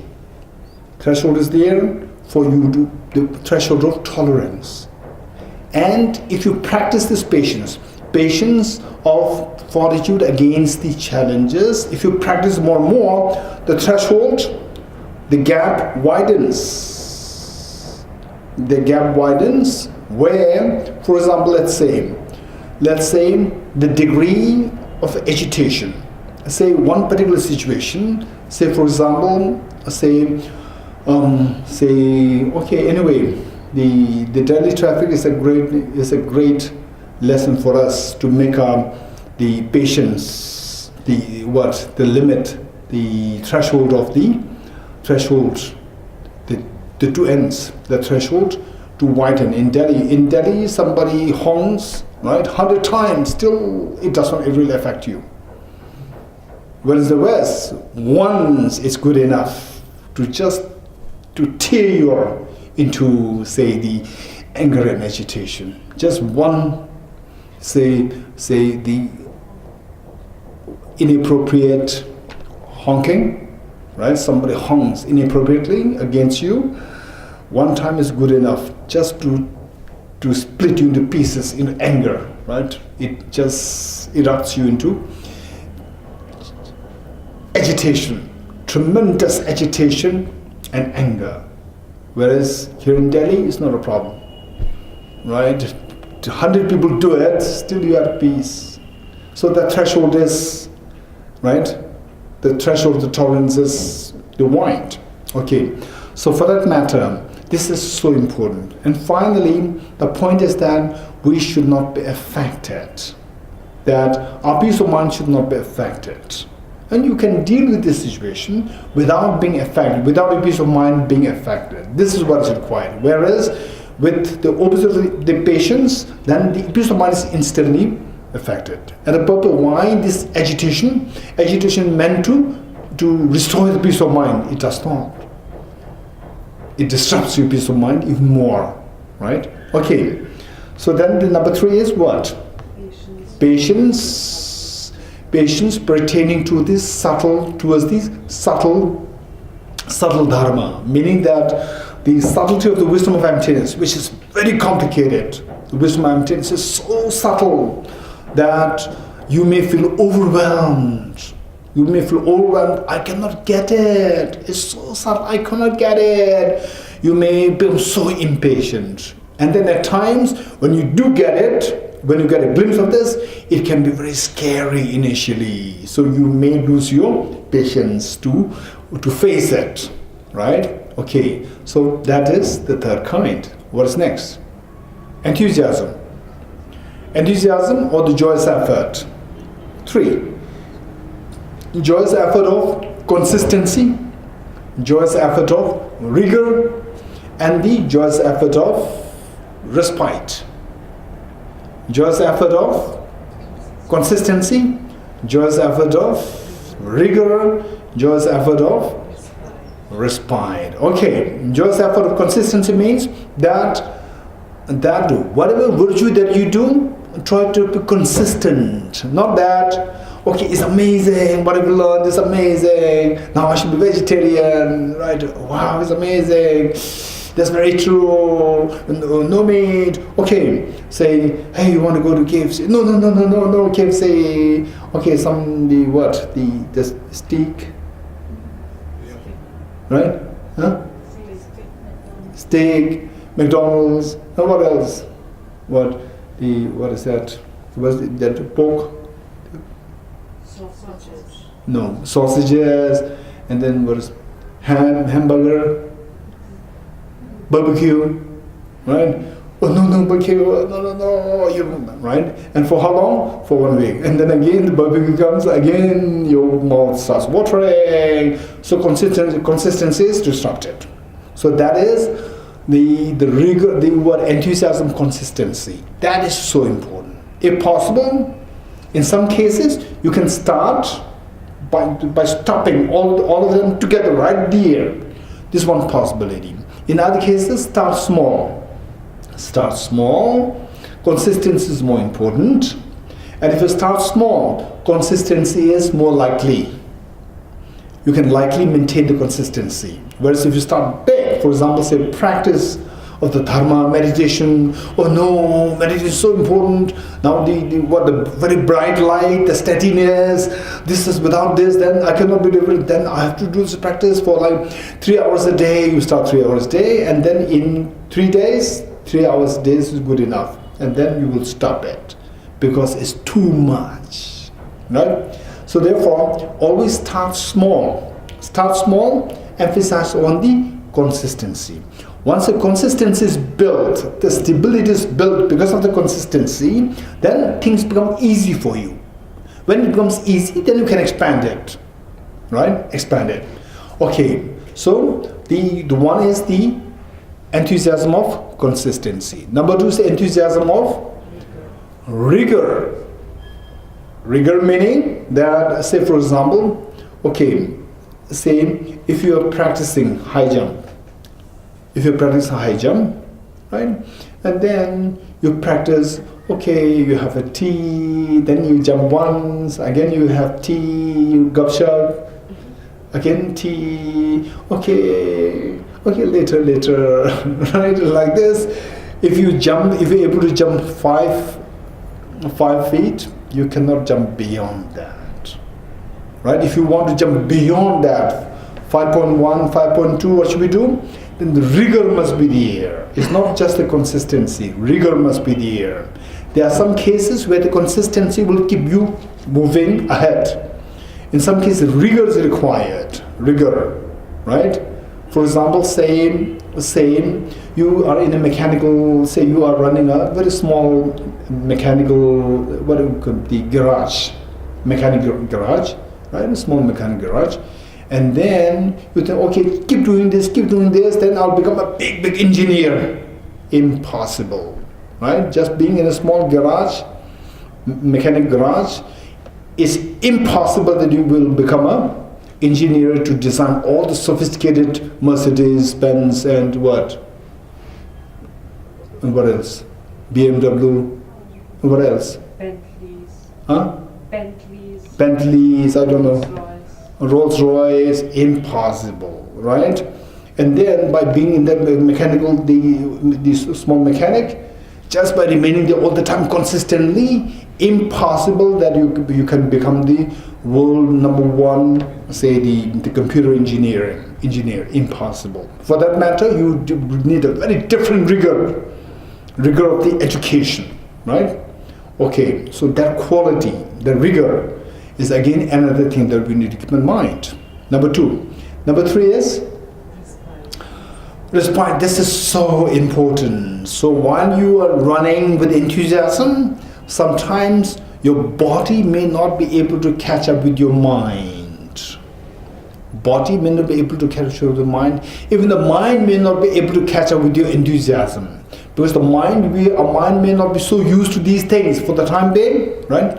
So where the mind needs a little bit of rest, and the body needs a little bit of rest, we should keep a respite there. Without the respite, if you keep going, this is the indication that we're going to stop the practice altogether, right? So therefore, say for example, say even in the secular terms, we have Sunday, the weekends are there. Weekends they are there, not that you are to work, so say 24/7. No, there's always weekend there, is to give a respite. That is so important. Once in a while, we need a short respite. Okay, this is about the enthusiasm. What is next? Samadhi. Okay, Samadhi, say the more detailed explanation will come down there. Then what is next? Wisdom. Wisdom Samadhi will come later. Okay, now with this, let's turn to page 179, as the last para, stanza 23, 24. Okay. Generosity, the wish-fulfilling gem, which satisfies the hopes of beings, is the best weapon to cut the knot of miserliness. The generosity. The Bodhisattva's deeds that gives rise to unfailing determination.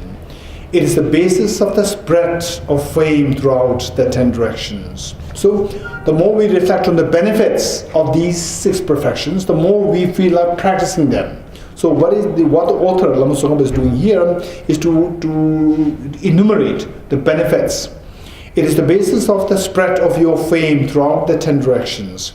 Realizing this, the wise ones practice the noble path of giving everything, the body, possessions and virtues. We spoke about the 4 generosities.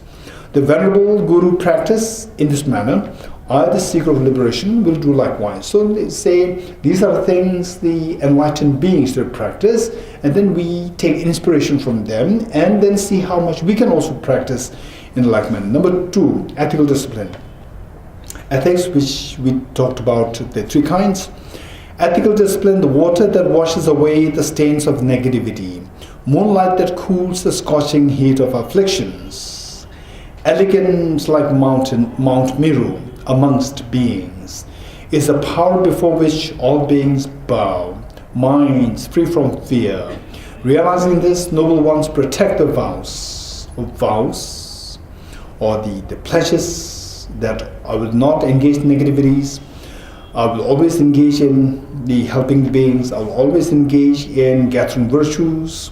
Protect the vows they have received, as they would their very eyes. The Venerable Guru practice in this manner. I, the seeker of liberation, will do likewise. Patience, number 3. Patience, a supreme ornament for the powerful. Powerful, opposite of patience is the impatience and anger. Anger is a sign of the weakness.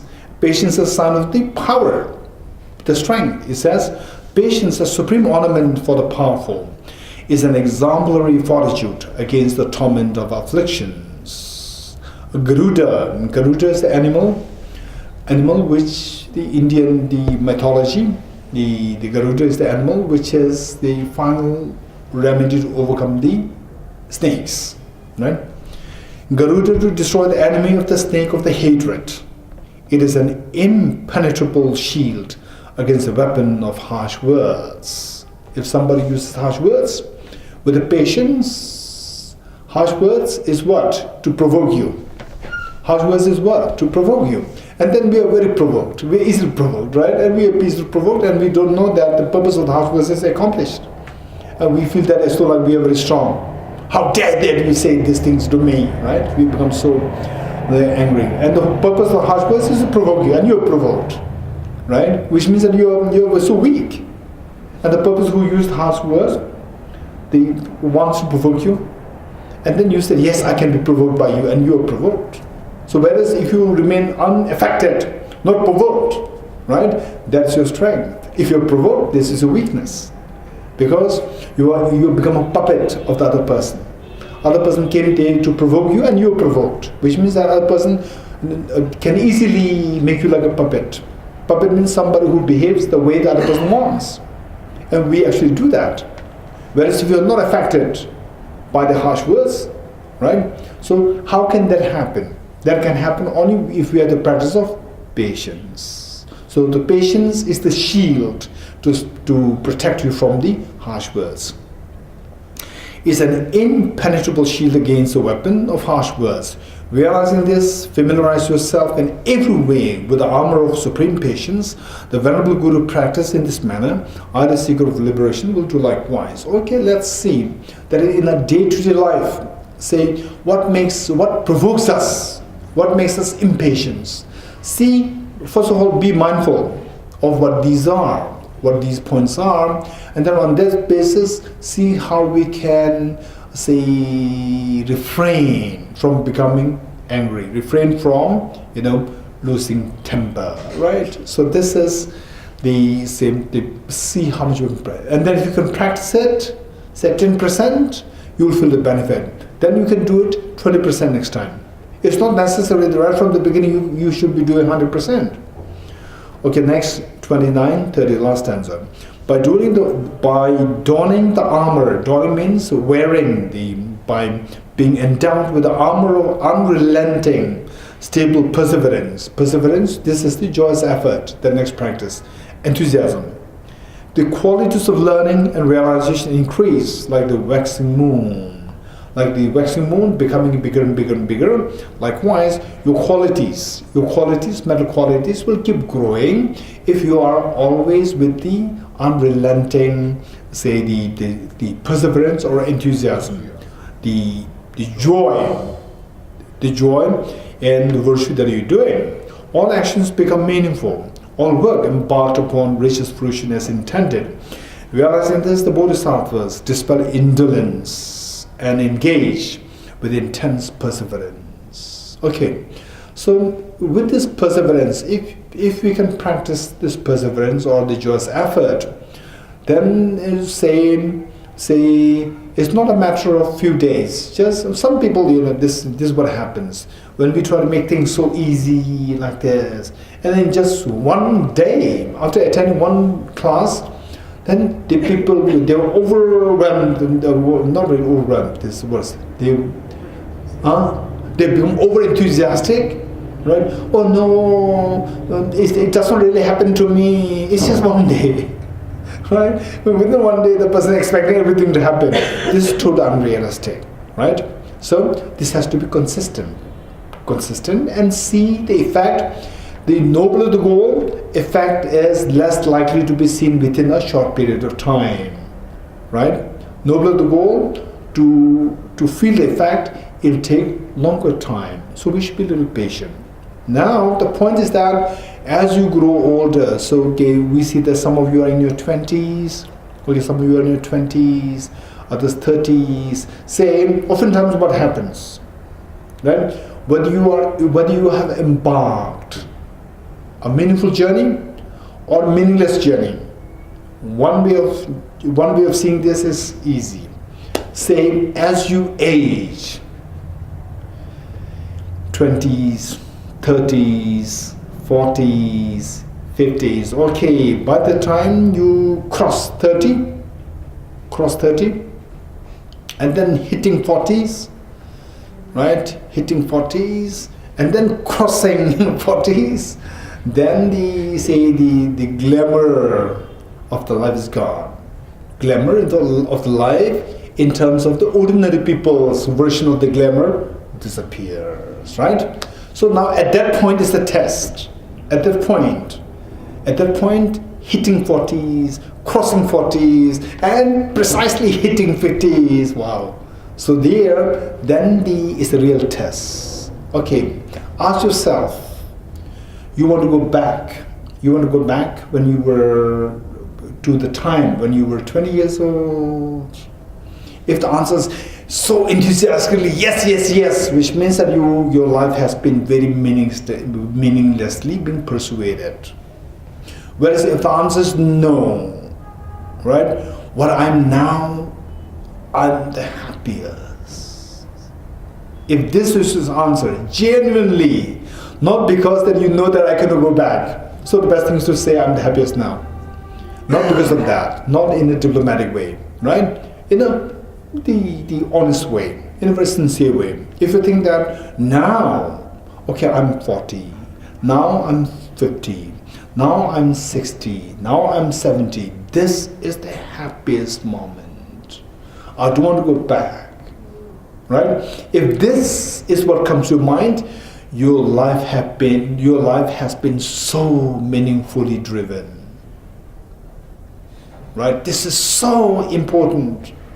For that, how can you feel that? By following what is taught here, the sixth perfection. Just follow these practices. You see that day by day, if not day by day, month by month, if not month by month, for sure, year by year, you become more and more experienced, you become more and more confident, you become more and more happy, you become more and more compassionate, very wisely compassionate, And then you see things more holistically, and then you see that I'm happier. Now I see that I'm the happiest from the lifespan that I had thus far. I'm the happiest now.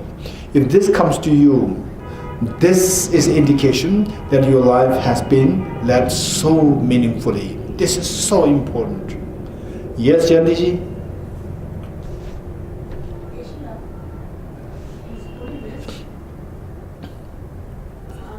Not talking only from my experience, but I hear Desmond Tutu and everybody said he's getting more and more beautiful. His face is glowing. By the way, he's already old. He called him today. Okay. Heruka was supposed to be Sri Heruka on day after tomorrow, but His Holiness has called it off. I'm so happy that he's thinking of himself a little bit. Okay, thank you, Jandiji. Okay, now let's continue reading this. Okay, the page 181. The Venerable Guru practiced in this manner. I, the seeker of liberation, will do likewise. 31, 32. What is next? Meditative concentration, samadhi. Meditative concentration is a sovereign that rules the mind. So a mind which is so mischievous. Now with the meditative concentration, you rule this mind. That you make this mind to become a very obedient young child. Very obedient. To whom? To you. Right? What you want your mind to do, the mind behaves exactly what you want it to behave like. So meditative concentration is the sovereign that rules your mind. When stabilized, it stands unwavering. If you give the instruction to the mind, hey, sit. Don't be wavering. It sits like a Mount Meru. Mount Meru is what? Say, Mount Everest is a huge mountain. Somebody wants to shake it, you cannot shake it. Right? So your mind can remain that steady, so stably, no one can shake this mind. Whereas your mind, you want your mind to move. And it moves so fast, like a very fast galloping horse. Right? So this is how the mind should be trained. Okay. When stabilized, it stands unwavering like the king of mountains. When directed, it engages in all virtuous objects as intended, giving rise to the great bliss that makes the body and mind pliant. Realizing this and always resorting to meditative concentration, great yogis dispel the enemy of the mental wandering. The Venerable Guru practiced in this manner. I, the seeker of liberation, will do likewise. Okay, the next wisdom. Find the wisdom. Wisdom is the eye to see the profound reality. So when you wake up, you have the wisdom to see that the dream is not real. That is wisdom. In the dream, you have the ignorance to see the dream goes as the real goes.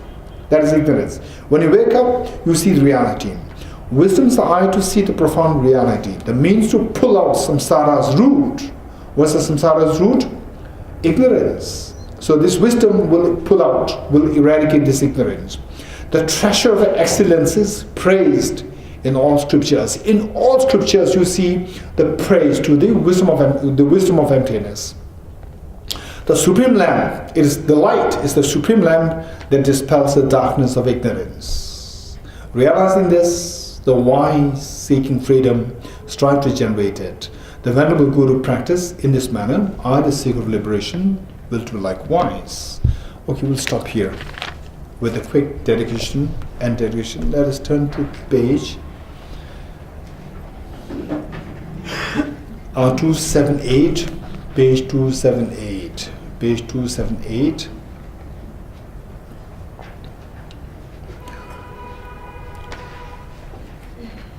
In the land encircled by snow mountains, you are the source of all happiness and good. All-powerful, generous Satyans in Gyatso, please remain until samsara ends. Just as the brave Manjushri and Samadhi too realize things as they are, also I dedicate all these merits in the best way that I may follow their perfect example. I dedicate all these rules of virtue with the dedication praised as the best by the victorious ones thus gone of the 3 times, so that I might perform the noble Bodhisattva's deeds. May the Supreme Bodhicitta, that is not arisen, arise and grow, and may that which is risen not diminish but increase forevermore.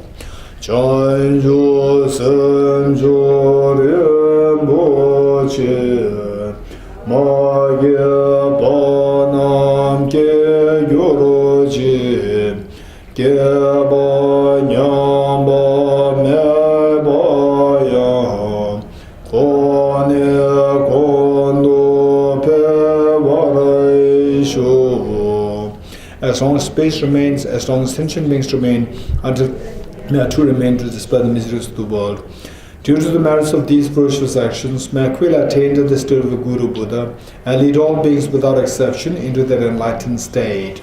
I dedicate the merit thus gathered towards the realization of the deeds and the prayers of all the Buddhas and the Bodhisattvas of the three times, and to the upholding of the Dharma of teaching and realization. May I in all lives, through the force of this merit, never separate from the four wheels of the Mahayana vehicle, and accomplish all the stages of the path, renunciation, bodhicitta, perfect within the two stages. With a wish to free all beings, I shall always go for refuge to the Buddha, Dharma and Sangha until I reach full enlightenment. Inspired by wisdom and compassion, today in the Buddha's presence, I generate the mind of full awakening for the benefit of all sentient beings. I go for refuge to the Triple Gem. I confess the negativities individually. I rejoice in the virtues of all the beings. I hold the precious Buddha in my heart. The path of union of emptiness and compassion is loosely explained by the protector of both the Dharma and the beings of the snow land. With the lotus of the Tenzin Gyatso, we supplicate you that your wishes are fulfilled spontaneously. May the operations of evil thoughts and deeds of the negative forces of humans or non-humans who help our marriage through perverted prayers against the teachings of the Buddhas be totally vanquished through the power of the truth of the three jewels. In all my lives, never separated from perfect gurus, may enjoy the magnificent Dharma by completing the qualities of the stages and the paths, may I quickly attain the state of Vajradhara. Throughout my future lifetimes, may I always be guided by the Manjushri and be able to uphold the Dharma in general and the teachings on dependent origination in particular, even in the course of my life.